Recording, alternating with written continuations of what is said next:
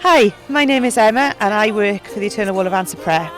My responsibility is to gather and to oversee the gathering of 75,000 Heritage Answer Prayers. So what is a Heritage Answer Prayer? A Heritage Answer Prayer is any prayer that has been prayed before 1950, just outside of our living memory. It can be anything from a healing to a salvation story, anything really, very similar to what you would in our lives, but we want to find out how the people who have gone before us prayed. So we know in the UK we're really fortunate that we stand on the shoulders of giants, and we want to find out who they were, what they did, how God used them, and how God answered their prayers. How did they pray? We are really blessed in the UK to have such a massive history just at our fingertips, whether it's our local libraries, our local museums, our palaces, our places of worship. We have so many places where we can find these stories, and we don't even need to leave our own homes anymore. The internet can help us to do that. We've got access to books that have been digitalised that go back to the 1800s and before then.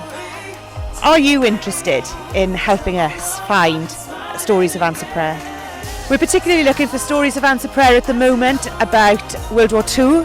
We're hoping to put a podcast together working with Premier Radio to showcase how God moved in this nation during wartime, particularly the Second World War.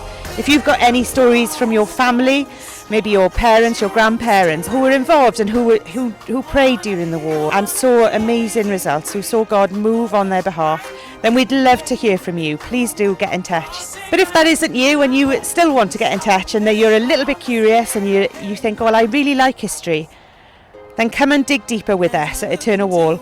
We'd love to get you to help us to uncover these stories so that we can preserve them for the next generation. We've already gathered 2,000 answer prayers from the Salvation Army archive, an incredible resource of stories taken from the East End of London where people came to know who Jesus was.